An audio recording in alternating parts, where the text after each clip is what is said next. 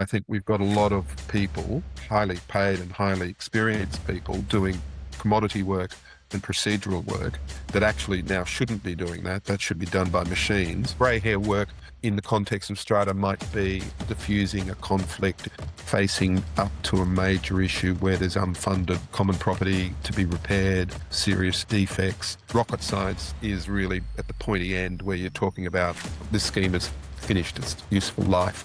We have to bring it to an end. We have to redevelop something to fundamentally change the building fabric. Grey hair work and the rocket science work is where humans will thrive, and experienced strata people will move to that type of work, being free of commodity work and procedural work. This is the Operational Clarity podcast, where we sit down with experienced leaders from the HOA, Strata, and body corporate management industries around the world to unpack what it really takes to build and run great operations. Today we have Michael Teys joining us from Sydney, Australia. Michael is one of the rare leaders who has operated from three perspectives simultaneously. First, as a practitioner and CEO of a multi-state strata management business managing 28,000 apartments. He's been a legal expert for more than 30 years and a fellow of the Australian College of Strata Law. He's also the founder of the Strata Professionals Group with the mission to improve the current strata management operating system. He's a researcher at the University of New South Wales in Sydney, Australia, and currently a PhD candidate at the University of Oxford in England. And to top all of that, Michael claimed the triple crown of world open water swimming by swimming across the English Channel, the Catalina Channel, and circumvented the Manhattan Island, having raised over $30,000 for mental health charity. Michael, welcome to the show. It's a pleasure having you. Thanks, Robert. It's great to be here with you. You've said that you had trained for 2 years before attempting your first open water swimming feat. That's super impressive, and I was curious to hear from you. What was the hardest part during that time? Training for that length of time taught me that big things are achieved by doing little things on a daily basis. And during that 2 years of training, I didn't know at the time, but I learned that turning up every day and just doing something well led to incremental improvement. And as a result of applying that, you can achieve terrific things. And I swam with some people at the time. I trained with some people in the time that were better swimmers than me and some that weren't as good as me. But what was interesting is that everyone that applied that formula got there in the end, and some of the better swimmers didn't make it, and some of the poorer swimmers did during the time that I was competing at that level. And I think there's an interesting lesson in that we need to. Sometimes we get overwhelmed by doing big things like starting a business. But if we sit back and just think about doing one thing well each day, improving incrementally, it adds up. And eventually, you will achieve what you set out to achieve. I totally agree with that. And it's super impressive how you've gone across disciplines, right? So you've been a practitioner, you've been a legal expert, then you went into research, and now you're exploring new operating models for strata management, which is something that I'm curious to hear more about. And your central theme is conflict of interests, and also something that you've written extensively about in your newsletter. In your opinion, where do you see the biggest operational risks today from that perspective? Yeah, I've come to think that conflicts of interest in strata are very important and are holding us back all around the world. Over the last few years, I've been privileged to work and lecture in London, in Canada, in Spain, some other countries, and I see the same problems everywhere in what I now call multi-owned property as an attempt to use some language that applies across country borders. But wherever you have people that own property collectively and occupy part of that singularly, but then manage the fabric of it collectively, I think we suffer from conflicts of interest that have crept into the business models, and I've become very focused on eliminating them. For example, insurance commissions, related party transactions where managers own a share or get a profit from downstream expenditure by strata entities. All of these things have obfuscated, have made the relationship difficult, and people are lacking trust. And when people lack trust, there becomes a toxicity to the relationship. And you know, I see that everywhere. I'm in chat groups all over the world, and you see this level of toxicity arising because strata owners don't understand what strata managers are doing and how they are getting paid for it. So I've become very focused on building a business and implementing a model that steps right back from all of that and says, look, the only money I earn is from you as my client. There's no insurance commissions. There's no related party transactions. I'm not a caretaker. I'm not a locksmith. I'm not a lawyer. I'm a strata manager, and we earn money from doing that to the best of our ability. And it's that purity, I think, that's resonating with clients that I'm finding that are coming to us and saying, yeah, this is what we're looking for. We haven't seen it before, but we now see it and we want it. And when you think about it, it's preposterous that it would be any other way, because strata managers, HOA managers, wherever you are in the world, you're managing people's money, you're managing people's assets, you're managing people's homes, and that is a fiduciary duty. That implies fiduciary duties, which means we owe the utmost good faith to our client. And to put yourself in a position where you're making profit from other things that the client is doing is just not on. And I think that's later in life, if you like, revelation that I had that's brought me back to have another go at establishing a better business model. I see that you have approached this problem very much from a researcher's mindset, which makes total sense given your background. And I was curious to understand, in an academic setting, how are you formalizing these relationships that you have just discussed? You've mentioned that these structures happen all over the world. They exist all over the world. And you've also coined a specific term for these properties. You've called them multi-owned properties, right? So this is how you formalize them to see commonalities and extract commonalities from around the world. So maybe this is a bit of a rather academic question, but what are the tools that you're using to formalize these structures? Also, probably going into the legal field as well, because there is a lot of overlap. Would you like to explain briefly, from an academic background, what the tools were that you were using during your research? Yeah. I think the experiences that I've had with academic work taught me it was actually very difficult to stop being a lawyer after 40 years and to become an academic. Lawyers are paid to solve problems, and academics' work is very different. You learn to wallow in the muck of a problem and to sit with it and to hypothesize about various ideas and then go searching for truth. And so I had to change the way, coming from a long legal career, I had to change the way I thought and the way I worked and the way I wrote to experience this. And when I did, it started to open my eyes to how many problems in the strata world we could use academic principles and theories to help solve. And so I started then exploring that. So I did a master's thesis on the end of life of multi-use property, which is particularly complex because you have different legal regimes, you have different commercial usage, you have different emotional attachments to property. And when they come to the end of their life and they have to be repurposed, there's a multitude of decisions that have to be made by various people. And I don't think any government in the world has got that right yet. And it's a looming issue. But putting that to one side, I started using the tragedy of the commons as my legal basis for looking at that, and then studying the theory of anti-commons, where a legal principle where when anything is divided into too many parts, it ceases to have a useful function.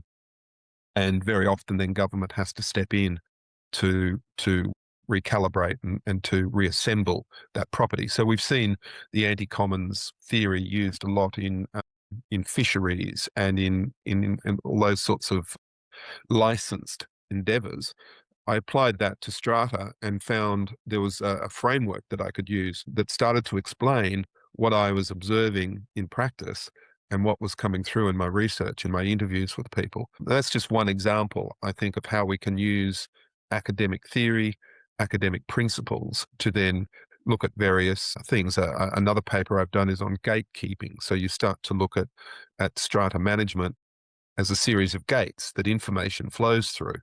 And when you then have the benefit of research in other areas, you can start to apply these things and better understand what it is that's happening in reality, and then predict and be able to pursue that line to get better processes. One of the criticisms I've had, particularly of strata in Australia, is that we are very insular as a occupation, as a profession. We talk a lot to ourselves, and we don't open ourselves up to the broader world. And I think my academic work has proven that there is a whole series of theories out there that can assist us. Another one I'm very interested in is the professional service spectrum by McKinsey, which which sorts all professional service firms into four categories and then allows you to match whether you've got the right person in the right seat doing the right thing. And when I use professional service spectrum and apply that to many businesses that I'm looking at and I've decided to buy or not buy, it's enabled me it's given me a lens through which to evaluate a business and to say, there's actually misalignment here between some of the people and the tasks they're doing, which is causing a less than optimum result. So I think there's so much we can learn from academic principles and theories and applying them to particular instances and problems. So that's why I encourage research in this field. And we're lucky in Australia. We have some very good researchers doing work in Australia. I think we punch above our weight in terms of the research we do compared, for example, to England, where I'm now going to study, but commonhold and leasehold flats in England doesn't have anywhere near the rich research that we have on these topics in Australia and Canada and America. So I encourage people to think beyond the way we've always done things, to embrace other theories and ideas. Hmm. Hmm. You're clearly a forethinker in this industry from what you've just said. How was the reception of your theoretical models in practice? And how are your peers reacting to your ideas? And what are the difficulties in actually implementing them, in convincing your peers to switch to these different models of incentives? Invariably, these ideas are shot down when put. People like to shoot the messenger. And I've never been afraid of controversy. I've never been afraid of speaking my mind. And as I get older and I feel less tethered to various sectors, I'm in this very privileged position where I'm able to research and to apply my research to my own business and to see the results. So I guess I've learned to deal with criticism. I think when people start to criticize, I try to encourage people to engage with the issues rather than the personalities. People will want to, point to my past successes or my past failures and criticize various ideas on that premise, which is fine if that's what they want to do. But the better thing to do is to engage with the issues and to explore them. One of the things that I'm pushing at the moment, for example, in Australia, is I believe strongly that we should not have long-term contracts for the management of strata schemes. In Australia, most jurisdictions, we have 8 strata jurisdictions in Australia. Most jurisdictions allow for strata management contracts to be up for 3 years. And I've taken a view in the last year or so that is again inconsistent with the fiduciary duties that we owe our clients. And that if we are not up to managing your building, in your opinion, then you should be free to leave without cause at any time and without penalty. Now, this is a very confronting issue for a lot of people that have built their wealth and their business based on, securing 3-year contracts.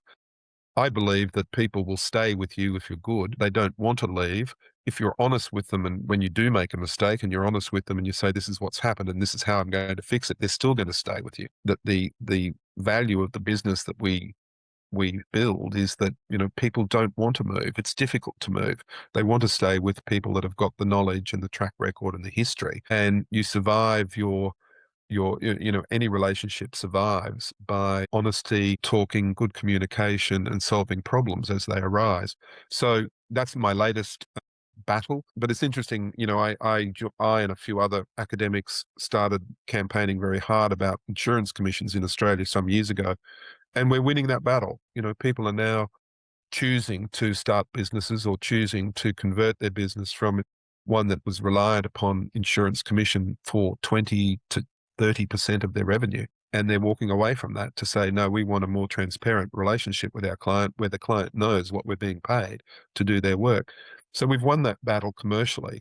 Governments are now starting to say, oh, well, perhaps we should play catch up and legislate insurance commissions out of existence. But it's an interesting case. The market will always lead, government will always follow, and for people that are brave and take a position of leadership and say, no, this is right for these reasons.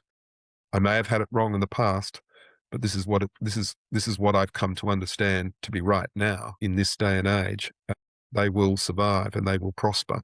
So yes, things get criticized, but I think if you are serious if you're committed to your beliefs and you stand your ground and prove it to be correct, gradually, right will win. Totally agreed. You said something interesting here. You said that the market leads and the legislation follows. And at the same time, you said that it's not easy to implement these new schemas, right? So I'm wondering, markets are usually, as you said, the market leads, so they're in a way efficient, not completely efficient, but in a way they're efficient. So that means that customers dictate what they want and suppliers follow the demand of the customers. What do you think needs to change so that the customers of strata management companies, which are basically the multi-owned properties and their inhabitants, the owners, what do you think must happen that they choose strata management companies that operate on the new model that you're proposing? What must happen financially to be an incentive for them to pick a different company? I think a lot about that question, or the answer to that question. And one of the things, of course, that is frustrating about strata management, again, everywhere in the world, is that very often people are reluctant to get involved. They're reluctant. Apathy is a great enemy of good strata management, and apathy of owners. The few that really want to spend their time or see, the payback for spending their time to convince their fellow owners that there should be change. And I think I encourage those that do care about good strata management to be alive to those of us that are thinking in fresh terms, to say that this has been an industry that has emerged. Strata emerged in Australia 60 years ago at about the same time as it appeared in Europe and appeared in America. And it's really, just as an aside, it's quite a fascinating thing to go back and look at the history of condominium law, strata law, because it emerged in Belgium, Sydney, and Puerto Rico, all within months of each other. And at a time when there was no cross communication between the people that were experimenting with this form of title to land and occupation of land. Fascinating in itself that in three completely different parts of the world, spontaneously, this thing erupted, where a different way of owning and living in property was required. And I think the same thing's happening now, that we're just starting to see the early sparks of a change where people are just starting to say, hey, I don't want to be managed this way. I want to be more empowered. I want to be more visible. I want to have more visibility of what you're doing and how you're doing it and why you're doing it this way. And of course, in the age of AI, we have the tools now to make these things possible. When I started in strata management in the, I'm embarrassed to say, 80s, there was no internet. We had paper and we wrote letters to one another, and it was all quite civilized and polite. And when you write even if you wrote an angry letter, it took, a week or two to get it and to get a response, by which time everyone had calmed down. We don't have the benefit of that anymore. We have instantaneous communication, and which goes to explain, I think, in some reason why we live in a more uncivil world. So incivility in itself is an issue that we now need to deal with. But we do have the tools via AI now to make a lot of what we do better, simpler, more visible. And I think this is part of the new age that I'm working on and predicting, and hopefully taking a role in leading, that we are now possessed of this new technology that I think can open up and make what has been a pretty misunderstood dark art, and Hmm. and make it visible to people. And I think with that comes greater empowerment for owners. I hope greater levels of involvement, and we see a better way forward. Agreed. And speaking of AI, how would you say that modern technology can support this new age that you are working on and that you're predicting? And from your experience, which processes would you say are the best candidates to be Yeah, automated, and which processes would you say should remain human in order to implement the new age? going back to that theory of professional spectrum management that I talked about, that people can look at. If you Google professional spectrum McKinsey, you'll find it. But it breaks down all professional services into four categories: commodity work, procedural work, grey hair work, and rocket science. I quite like the terms. In Strata, commodity is that sort of, that perfunctory work that doesn't require very much skills or training. It requires it's very important. It requires consistency, but it's not so that might be updating an owner's records. Procedural work is work that requires some sort of educational process and system, but again is not that hard.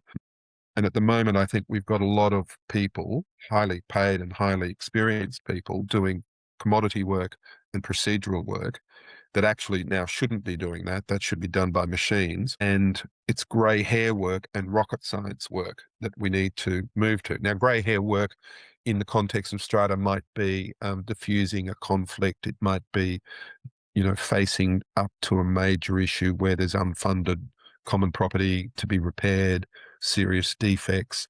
And then rocket science is really at the pointy end, where you're talking about this scheme has finished its useful life.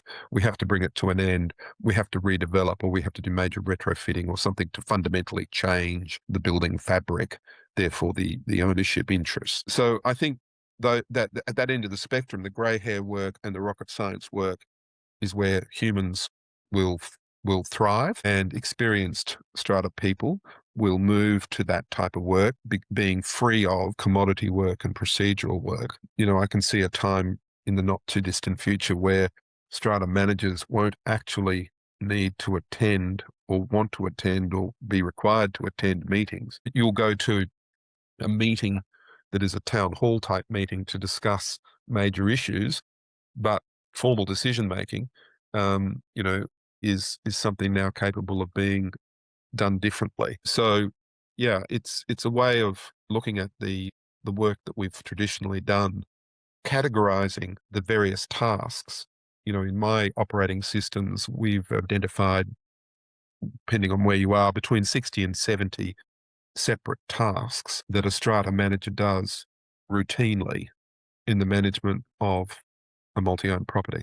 Now, if you categorize those into commodity, procedural, grey hair, and rocket science, you've then set the agenda for what you're using AI to replace. And so we're now looking at and spending money on machines, robots, agentics to do these things with varying degrees of success. It's frustrating. We've wasted some money, we've wasted some time, but we're getting better at it and slowly starting to work. But what it does tell you is that the interpretive work of AI is becoming very important. And what I say to strata managers is that if you're not using AI, you need to understand that your clients are. So when you send out a bunch of papers to them, they're putting them through AI and you're behind the eight ball. So you must understand that we are now in a post-AI world. This is not about something that's coming. This is about something that's here right now, and it's being used by people right now.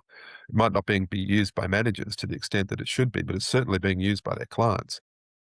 We tendered for some work the other day, and we won the tender. It was really interesting. The client feedback was, we fed 5 proposals into Claude, and Claude said you were the best for these reasons. Boom, boom, boom. And I thought, well, there you are. This is how people are using AI. So if strata managers are resisting that, and many still are, then they're going to miss the boat, because it's uh, it's a changing world. I think it's very exciting, but for a lot of people, it's very all change. Sorry, change is often scary for people, particularly people that have built a business and their wealth and their identity based upon old ways, and it's hard for them. But that's where we are at the moment. I agree here. I think it's the fear of losing their identity, the fear of change, the fear of Yeah. maybe losing control as well. Because what we see across the spectrum is that as technology gets more and more evolved, more complex, people have the feeling that it makes decisions for them, which means they're not in control anymore. But in the past, as you were saying, with maybe manual documentation and so on, they would be in control. So this is totally in line what we've been seeing. You've mentioned that you're implementing AI at the moment and you find it frustrating at times. I was curious to hear what makes it frustrating and how do you work on, let's say, determining which processes need AI implementation and what teams are you involving there? Do you have in-house tech teams or do you work with partners, with different vendors? What makes it frustrating? Why? And how do you solve the frustrating part? Well, the frustrating part is that initially I expected too much of engineers, AI engineers. AI engineers are very good at AI, but they happen to know nothing about my field. And I realized after some frustration and some wasted money that unless you can write down in great detail, with great precision, what it is that you are doing, then it's almost impossible to use AI to its greatest advantage. And that's when I took a back step and I said, right, first we need to write down. And surprisingly, there are so many, and I'd be interested in comments from your listeners, but there are so many strata companies, big strata companies, that actually don't have written procedures for what they do. What they do and how they do things is determined by the people that are sitting behind a computer in charge of a portfolio, and the way they have traditionally done it, and the way they have learnt to do it, and the way they've learnt to adapt within the system they're currently working in.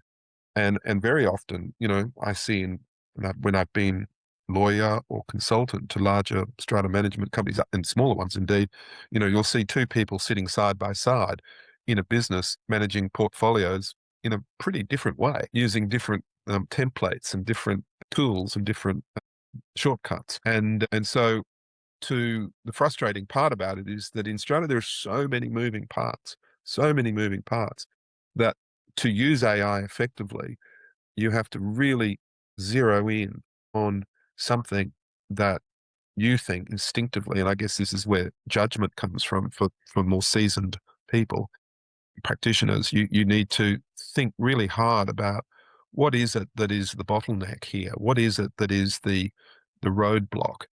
And it's only with great introspection and reflection that you can then use AI to engineer a solution. So I found as I'm progressing with this, that as I'm able to describe the way it's been done, show someone the way it's been done, and then you get a good AI engineer and immediately their eyes will light up and they'll say, I know how to fix that.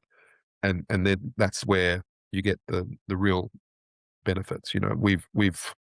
We've created a budgeting tool, and to do a budget of a building, budgets, in the context of an Australian mid-size building, it's not unusual for a strata manager to spend an entire day with an Excel spreadsheet and last year's figures and a bit of a guess here and a guess there and a tweak here and a tweak there, always coming from a position of bias, where they realize they've got to present this to the client and they don't want the levy to be too high because they know they're going to get pushback.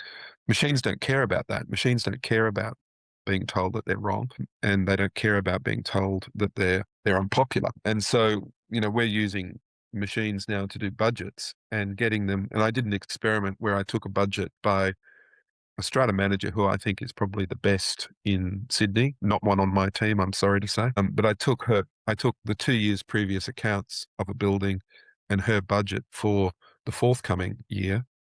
And I tested my machine, but I didn't give the machine her budget.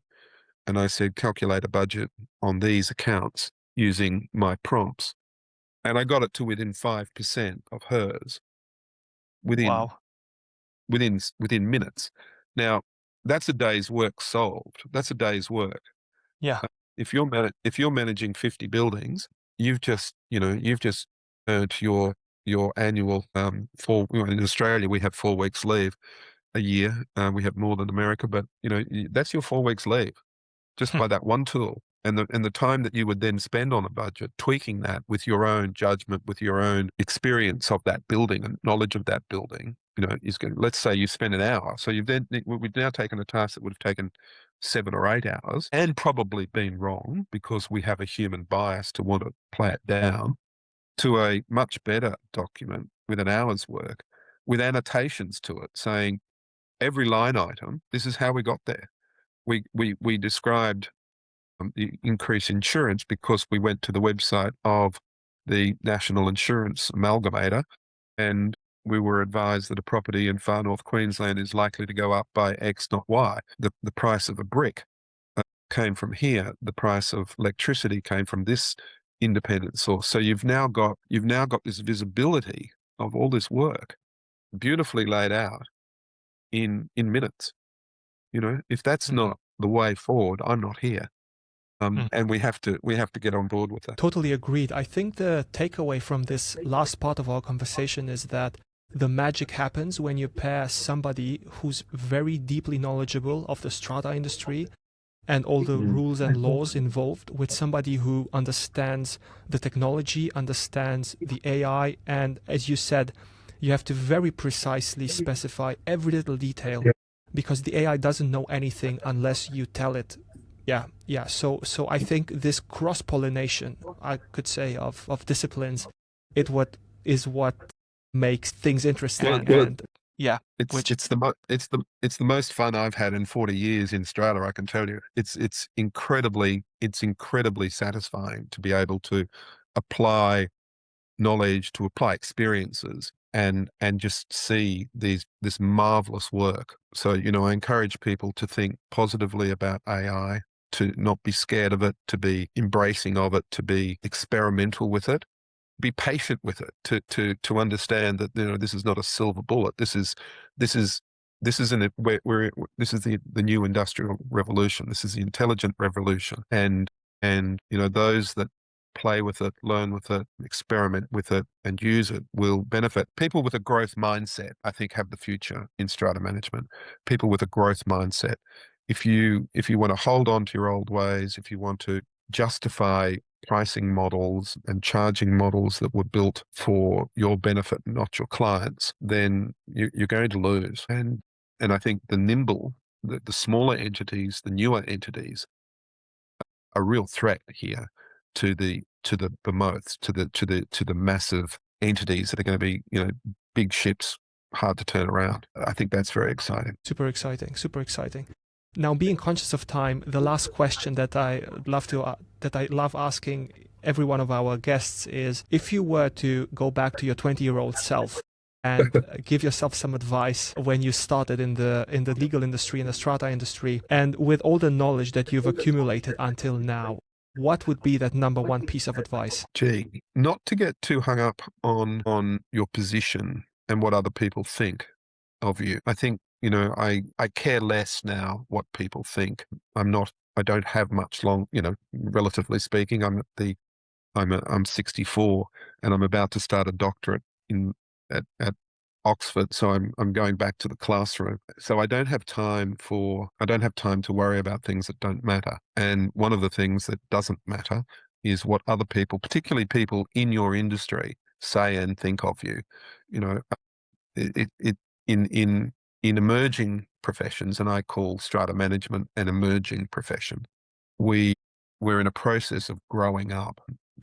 From becoming an occupation to becoming a profession is a process of growing up. And I think we should listen more to our clients than to our peers. And I wish I'd done that earlier. I'm doing it now, but I wish I'd done it earlier.